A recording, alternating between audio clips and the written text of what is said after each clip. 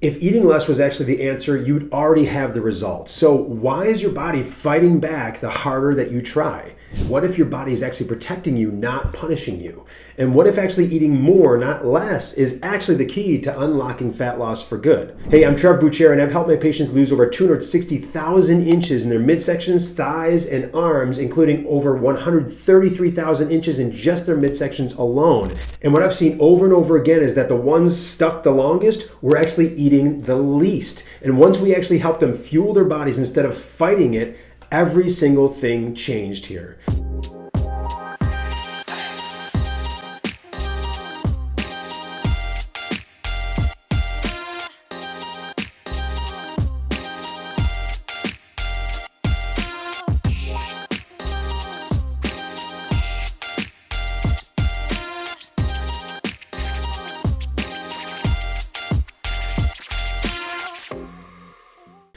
So here's the scenario. You're eating clean. You're barely eating at all. You've cut your calories. You're skipping snacks. Maybe you've even doubled your workouts and still the scale is just not budging at all. Your energy is low. You're moody. And your belly fat, it is still there and it's just not budging and not going away. And the worst part, you feel like it must be your fault, but it is not. So, and most people actually think that fat loss is just a math problem, eat less and move more. But fat loss isn't really about math. It's about messaging. And if your body actually thinks it's in danger, it actually holds on to fat for survival. And if you don't reset that signal, no calorie cut will ever work long term at all. And today what I'm going to do is actually walk you through 5 surprising truths why eating too little is actually keeping your fat stuck on your body, and how to flip your body from fat storage mode into fat burning mode using a simple shift in strategy. And here's what we're going to be breaking down today. So number 1 is what happens to your body when you actually undereat. Number 2, how dieting activates survival mode and locks in your belly fat. Number 3, why your hormones actually get out of sync to begin with and what that really feels like. Number 4, the real role of your metabolism and how to get it back. And number 5, how to eat more, burn more, and finally feel in control again. So number 1, what happens to your body when you undereat? So think of your body like a smartphone, with a battery saving mode on. And when your actually charge drops too low, your phone automatically dims the screen. It turns off background apps, for example, and it slows down performance, not because it's broken, but because it's actually trying to conserve power. And that's exactly what your body does when you undereat. Now, when calories drop too low for too long, your body does several things. Number 1, it lowers your energy output. So you unconsciously fidget less, you move less, you feel more tired. You may even actually stop pushing as hard during workouts without realizing it. Next, what it does is your body actually slows down digestion. So food actually sits longer in your system, which leads to bloating, constipation, and discomfort. Another thing it does is your body also reduces body temperature. So you start to feel colder because your body is actually trying to preserve fuel. Next thing it does is it actually clings to body fat. It holds on to it. Your body views fat as an emergency energy source. So when calories are scarce and you're eating too little, it actually stores instead of releases. So it stockpiles body fat for later just in case. Another thing it does is it actually enters what we call metabolic compensation. And this is actually your body hitting the brakes to protect itself. And the longer this goes on, the harder it is to actually get that engine running again. It's like leaving your car in the garage for 3 years and expecting it just to start up and run just like it did 3 years ago. This actually happens regardless of how healthy your food is. Even clean eating can cause this if calories are too low for too long. Your body is not failing you. It's conserving. So fat loss doesn't actually come from punishment. It comes from creating a safe environment your body can thrive in. So hey, real quick, if you're ready to start burning fat again without starving, I'd love to offer you a free midsection treatment as a thank you for watching. So just head over to midsectionmelt.com, and if you don't see measurable results on the spot, we'll actually pay you $50 for your time. All right, so let's jump back in here with number 2. So how dieting activates survival mode and actually blocks and locks in belly fat. All right, so let's say you're actually walking through your house at night and the power suddenly goes out. So the lights vanish, every creak sounds louder, you freeze, your heart pounds, and your brain says, protect yourself. That is survival mode. And this is the same thing that happens internally when you're actually over dieting or under eating. So here's actually how it plays out. Your body perceives the calorie drop when you're under eating as a threat, and it raises cortisol, the hormone cortisol, to keep you alert. Now, cortisol actually increases blood sugar for quick energy, but when that energy is not used and when that blood sugar is not used, like in a real emergency, it actually gets stored as belly fat, which is exactly where we don't want it to go. And your nervous system actually shifts from rest and digest, which is that relaxation state, to fight or flight. And this is survival mode. And this actually makes our sleep more shallow, digestion slows down, and recovery becomes impossible. Then the thyroid hormone actually slows down as well, and your metabolism drops. You feel exhausted, even if you're actually doing less. And this is why so many women say, the harder I diet, the worse I feel, and the more stuck I get. So how do you shift this? Your body isn't trying to betray you. It's actually protecting you from what it thinks is a threat. And the fix here is to create safety, not scarcity. And we're going to be talking about how do you do this. We're going to be going through that here.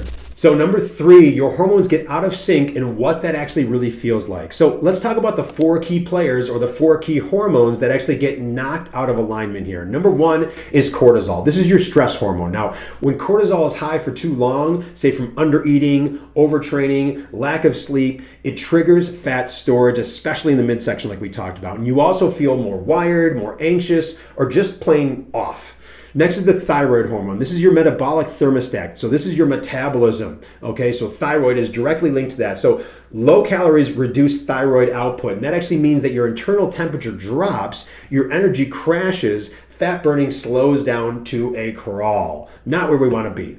Next, we're going to talk about the hormone leptin, and this is your I'm full hormone. Now, this is supposed to actually shut off your hunger, but when you're actually undernourished and under-eating or eating processed foods, it actually stops working. So you eat a full meal and you still feel hungry. That is a leptin issue. And then we'll talk about ghrelin. Now, this is your I'm hungry hormone, and this actually spikes when you're sleep deprived, you're stressed, or you're skipping meals, and you wake up craving sugar and you start eating and you're like, why am I actually eating here? All right, and you feel like your appetite never turns off. So what this all feels like here, it feels like you're always hungry, even right after meals. You crave sugars and carbs constantly, even if you actually don't want to. You feel like your body actually isn't listening to you anymore at all, no matter what you do, and you feel like you're out of control with food, and then you blame yourself. So how do you shift this? Your hunger isn't about willpower. It's about hormonal signaling. And once you actually rebalance these signals, the cravings calm down and food becomes simple again and manageable again.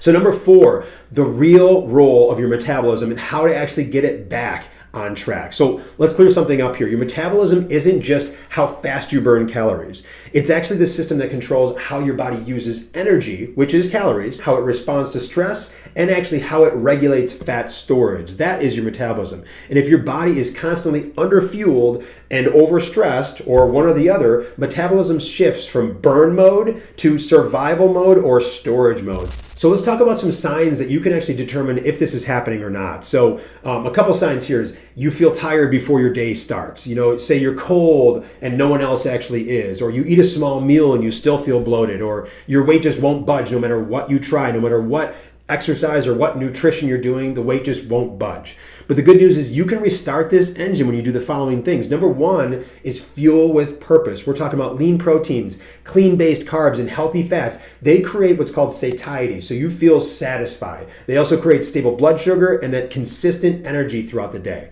All right, second thing you could do is restore consistency in your actions. So we're talking about the same time we actually go to sleep and wake up, that consistency there. Consistency in our meals, and also consistent recovery between workouts so we're not overworking. Third thing we can do is reduce our internal stress. Now we're talking about, well, how do we do that? So less processed foods actually creates less friction inside our body, which is known as stress, right? Less overtraining is another thing as well. Thinking that we have to do double workouts every single day, that is not good for our body, and that causes major fluctuations in our hormones. And also more breath work and more rest, more downtime. That is what's going to reduce that internal stress. So how do we shift this here? So you don't have to actually trick your metabolism. You need to support it so it can actually finally support you. So it's like, help it help you, really, is what we're actually saying here. All right, so number 5, how to eat more, burn less, and finally feel in control again. So most women actually try to earn fat loss by eating less. But what actually works long term is learning to lead your body with structure. That's it. We don't have to torture ourselves. It's all about the structure. So here's the approach that we actually teach inside of our programs. Step number 1 is set your calories based upon your goal weight. All right. And that's always where we start, is where we want to be, not where we are. So take your dream body weight. Let's just say it's 140 pounds. We're going to multiply that by 10. That equals 1,400 calories per day. That is your daily calories you'll be consuming per day in this situation. Of course, if your dream body weight is different, you would pick that dream body weight, multiply it by 10, and there are your calories. This actually puts your body in a safe, steady deficit, caloric deficit, in terms of you're eating less than you need, but without the actual panic and without putting your body into that hormone flux we're talking about today. Step number 2 is prioritize protein. So you have your goal weight equal to your grams in protein. So in this example we've been talking about, we said the dream body goal weight is 140 pounds. That equals 140 grams of protein in this particular case. So proteins actually boost metabolism, they curb your hunger, and they protect lean muscle. And lean muscle is our metabolism. So the more of that we have, the quicker our metabolism, the more consistent our metabolism will be. Step number 3 is use fruit-based carbs. Now, fruit actually provides clean energy. I like to refer to it as clean energy. It also gives you fiber and also natural sugars to satisfy cravings without spiking our insulin the way that processed carbohydrates do. In fact, we actually don't even need insulin, and this has been proven. We don't need insulin to actually process fructose, which is the sugar found in fruit carbs. And that's actually why that is one of our secret sauces. Step number 4, focus on habits that build safety. So we're talking about 7 to 8 hours of sleep. And again, we're talking internal perceived safety. Our body is basically perceiving like, oh, okay, good, I'm safe. I can actually go into that rest and rebuild state. So we're talking 7 to 8 hours of sleep. We're talking light daily movement, no crash diets, and no punishment workouts, okay? So you don't have to actually go to a near-death experience to actually get the benefits of working out, all right? Just FYI here. Okay, so step number 5 is track how you feel. And I will tell you, most people don't do this, but this is your key leading indicator to how are things going, okay? So I like to use a scale of 1 to 10 on this, and we're talking about tracking your mood, your energy, your cravings, your digestion. These are much better indicators of progress than just the scale alone. So how do we shift this? So when you fuel your body based on where you want to be, not where you are at now, you'll actually stop chasing fat loss and finally lead into it, all right? So there you have it. You're not stuck because you're actually overeating. You're stuck because your body thinks it's actually under threat. So eating too little actually sends your body into that survival mode we talked about. It slows down, it holds on to fat, and it tries to protect itself. But when you actually fuel your body with the right foods in the right amount, everything actually starts working again. Energy goes up, sleep improves, and fat actually starts to release off your body. So the fix isn't actually to eat less, it's actually to eat smart, support your hormones, and make your body feel safe again.